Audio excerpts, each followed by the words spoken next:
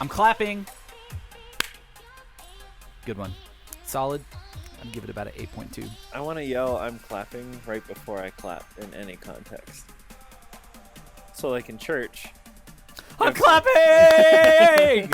Yeah, exactly. What are the odds you do that this Sunday? 0. I'm not going to do that. You want to do it, but you won't do it? No, I want to keep my job and my reputation. And if we were at like a different church, Joel's one that church. I did, yeah, totally. Like I would, yeah, that would be great. All right, shall we start? We shall. Welcome, guys. We are back for another night of house parties. Hope you guys are excited to be in your communities. We love it. Hey, before we dive into stuff we got for tonight, just a couple reminders. Summer schedules are out. Yep. Your parents should have them in their email. We got tons of fun stuff going on. It's actually on the social media as well. But we're going to have hard copies for you guys next week, and we'll let you know more details about signups and how you can be a part of some of the great things. And you know, we'll probably even have some things that we do that aren't on the calendar. Sure. Yeah. Like some serve days. Uh-huh. I know I got a lot of weeds in my backyard I got to pull. If any of you guys want to come and serve me. We're not going to make you do our yard work. It'll be for people who actually Stetson's need it. yard is actually tiny if you guys have ever been there. It's a tiny yard, yeah. It's a tiny yard for Don't a big judge my dog. yard. I'm not By judging the way, it. I got flack for having a smaller water bottle than you last time. And so I made sure to get the same size of water bottle because apparently people judge I'm going to based move on mine there the so size it of, looks bigger. No, based on the size of water bottle and yard. Yeah. Yeah. Well, I'm not judging you based on the size of your yard. Yes, you are. No, I'm not. It's an adequate yard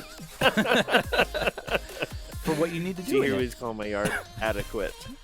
I'm just kidding. I know you're not. I know, but at least your HOA covers your water bill. Yeah, it's great. Do you water it every day? There's still like rules and stuff. I could, and no one would. They don't care about that. But you don't need to worry about HOAs. Awesome. Well, we've got some slices. What do you got for us? I wonder if we have the same one this week. I don't think we do. Okay. Have you heard of the Josh fight? No. Okay. I mean, I saw some like hashtags on like Twitter and stuff like that, but I didn't lean into it. This is incredible. So it was a year or two ago. This guy named Josh Swain, he started messaging other people with the name Josh and challenging them to duels for the rights of being the true Josh. And it escalated to this thing where this last week, hundreds of Joshes showed up at this town in Nebraska. From all over the country? Mm-hmm. And everyone brought a pool noodle, and they had this big fight to claim the right of being the one and true Josh. It was amazing. Like, there's these pictures and videos out there, and like they had like these rock paper scissors contests for like first and last name like comparisons. So like there were 2 Josh Swains. So he won the right of being the true Josh Swain. And there's this 4-year-old kid named Josh who they declared as the winner of the Josh fight.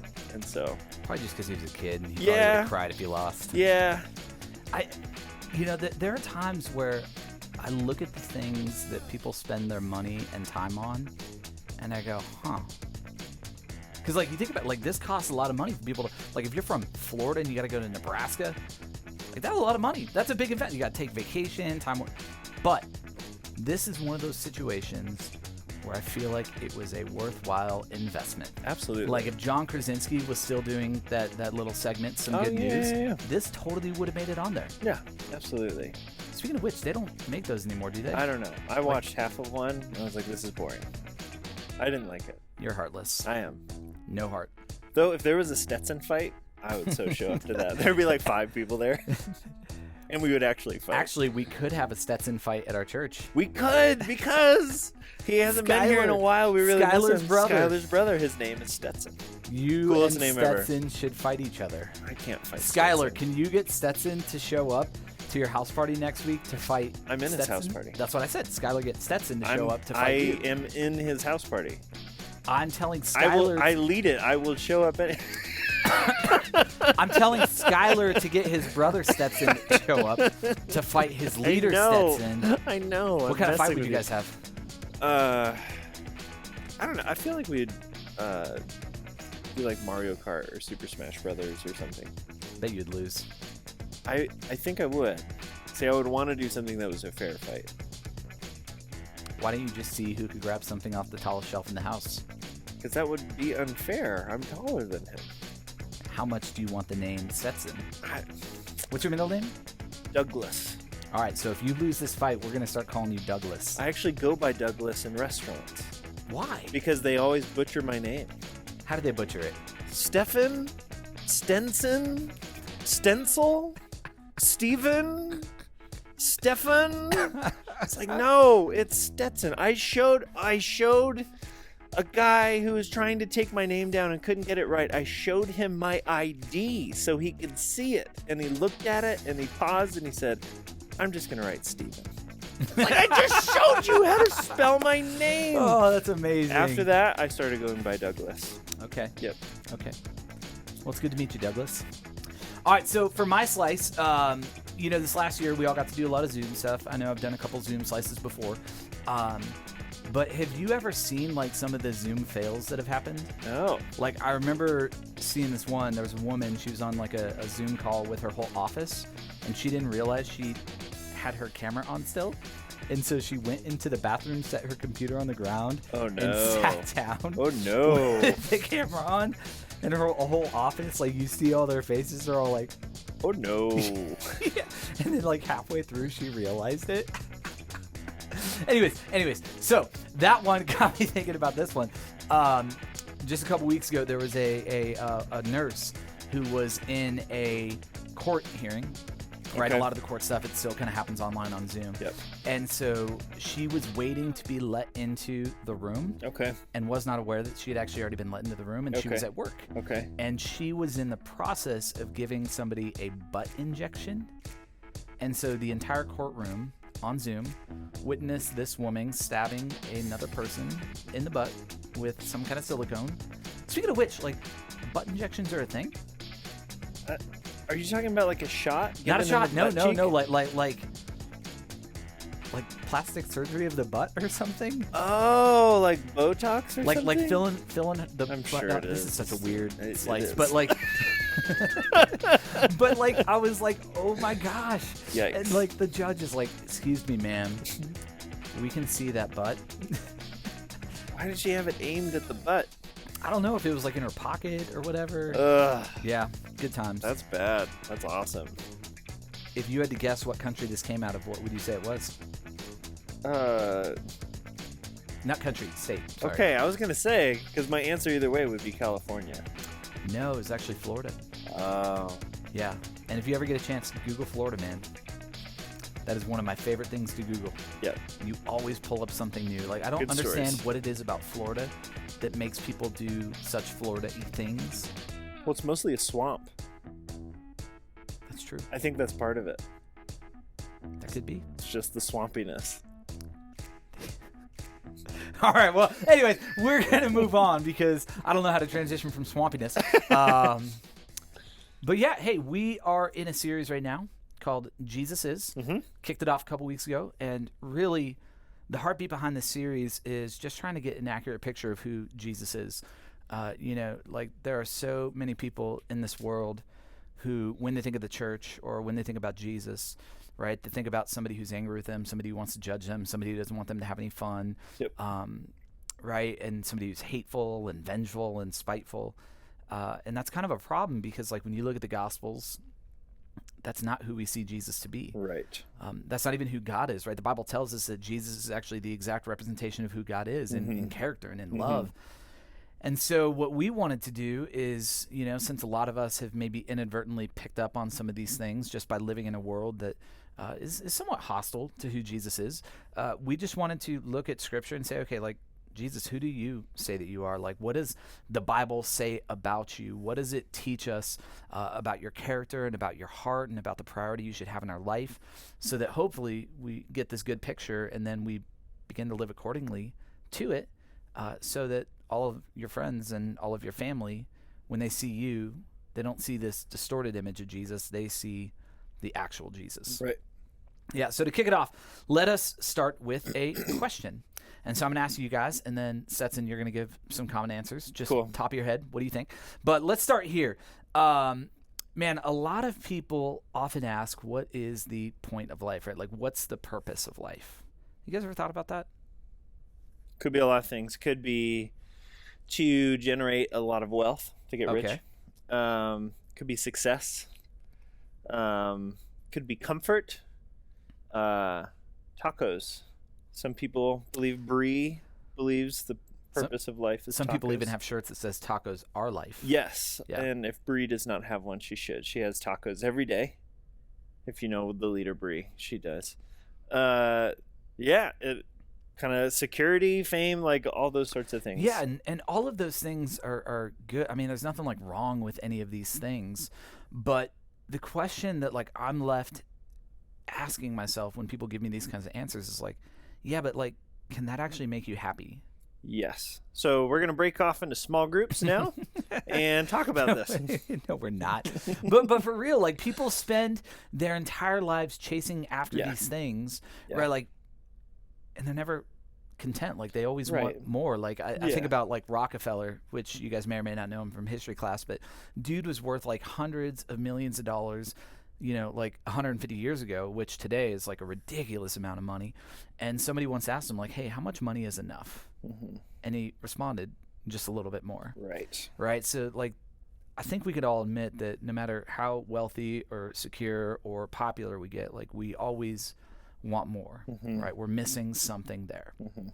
Now, that kind of leads me into another question. So kind of in light of that, what is the purpose of life? And this is really the thing I want to talk about tonight.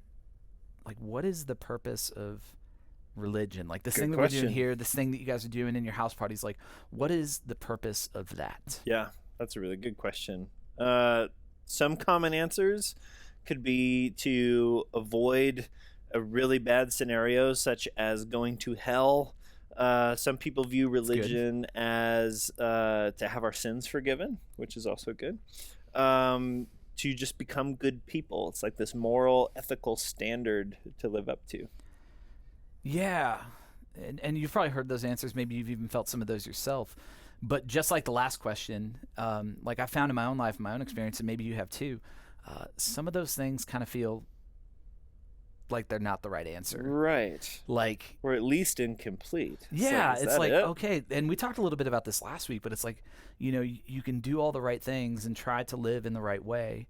But at the end of the day, you're just like, like there's got to be something more than this. Mhm. Now, that feeling that you might feel of like there's more, or that question that you've been trying to wrestle through of like, well, what is the purpose of religion, right? Like looking at all those answers that Setson just listed off, that's actually been kind of the answers that people have been giving for like thousands of years. Long time. Yeah, very long time. So why don't you talk to us a little bit just about some of the history of not only Christianity, but going back even further than that, like into Judaism, like how did we get where we are to where this is the thing that we think religion is all about? Yeah, for sure. So if you own a Bible or if you have an app on your phone, like the first like 10 or so books are they're mostly contain these laws, and it was this book of laws that the Jewish people had from the very beginning, and a lot of these laws they were given by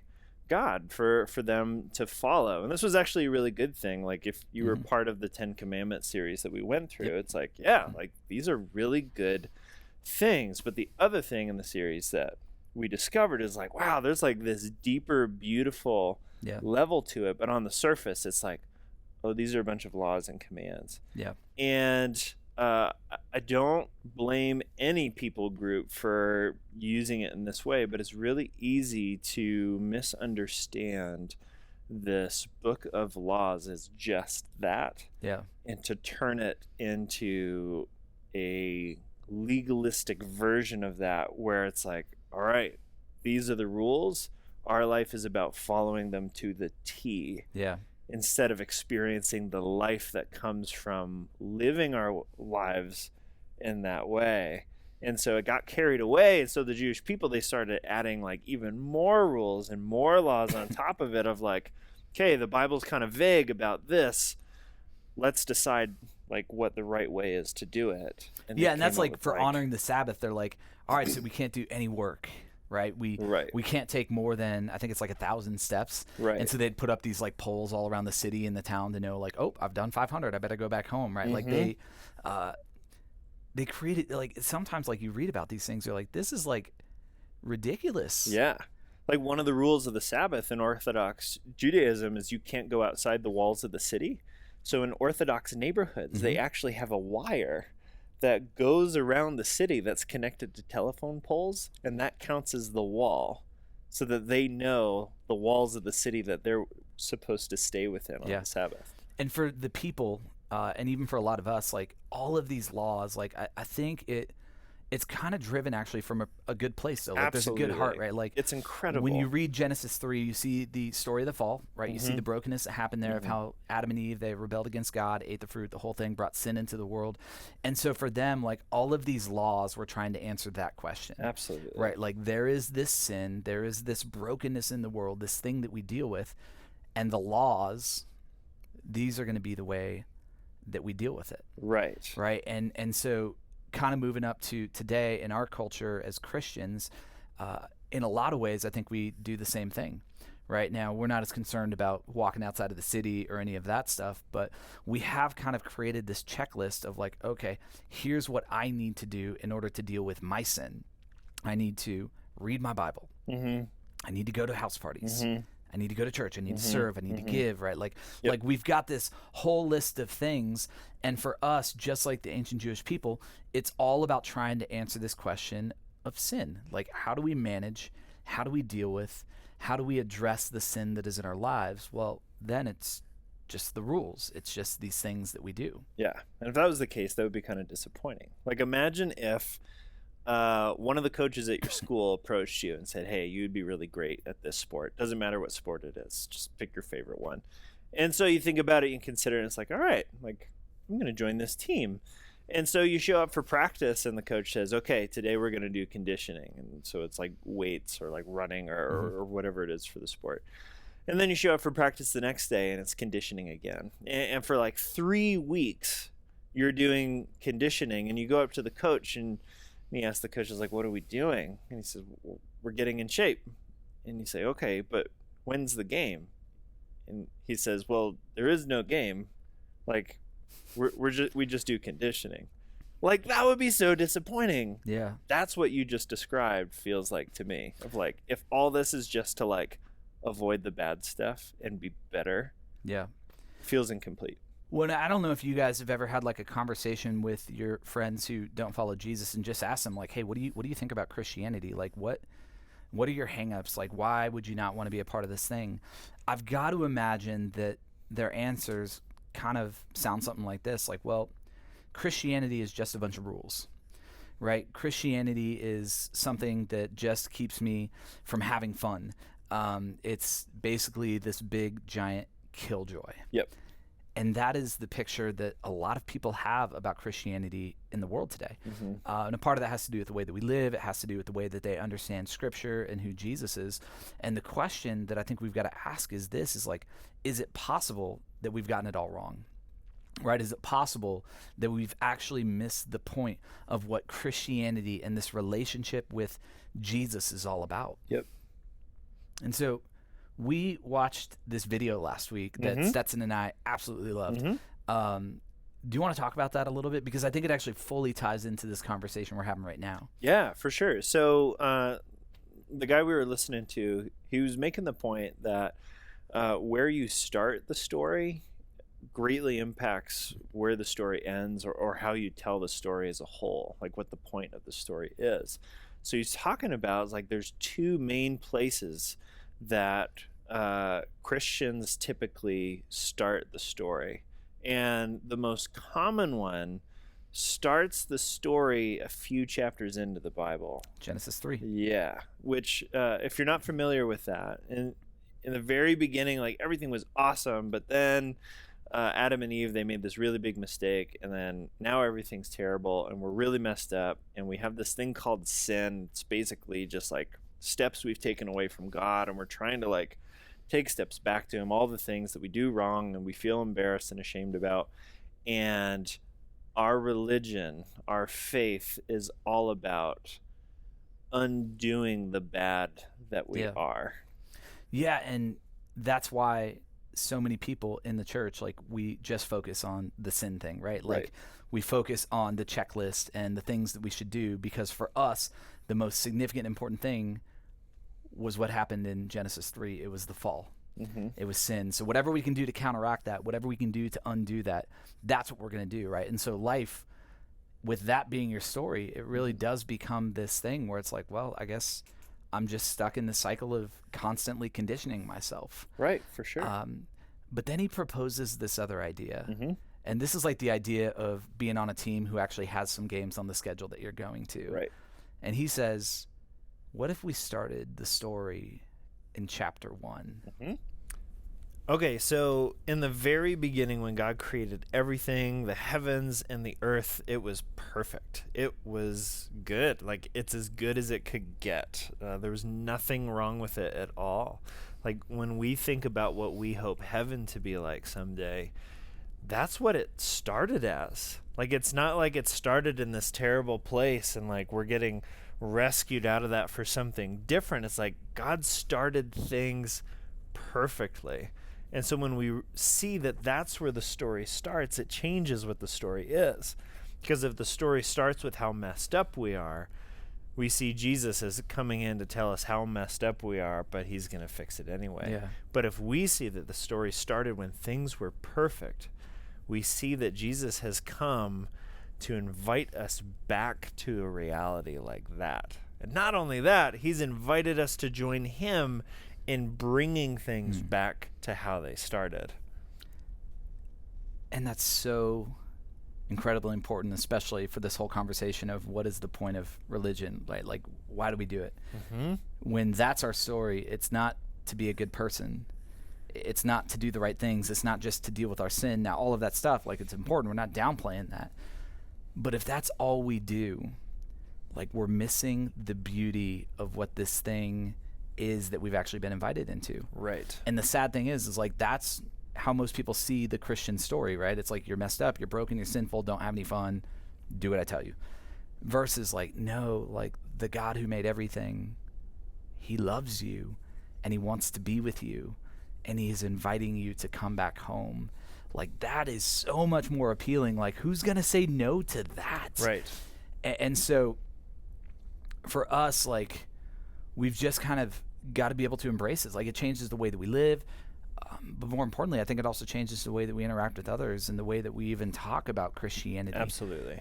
You know, the reality is, like, God wants not only us to go back home to this place where we're with him and to live as we were designed and created to live. Like, he actually wants all people to do that. And he wants us to be a part of helping people see that, of helping people experience that, of helping people live into that. Yeah. Man, It's pretty awesome. it is pretty awesome. Well, we do have a big idea, and like all of our big ideas, they're somewhat silly, but hopefully memorable. We've talked about how Jesus is our friend. We've talked about how Jesus is grace. And in the context of religion and what this whole thing is about, what is our main idea tonight? Jesus is the point. Jesus is the point. And by that, we mean everything that Jesus was, everything that he came to do, this return to the original beginning of this story, this thing that we were invited into. Like, that is the point of all of this. Right. Not that you're messed up. Yeah. It's that God created you and called you very good. So we are going to take some time. We're going to break off into house parties. Your leaders, they have a bunch of different questions for you guys to process, to talk about, to take some time to pray together. So hope you guys enjoy this time, and we'll see you next week.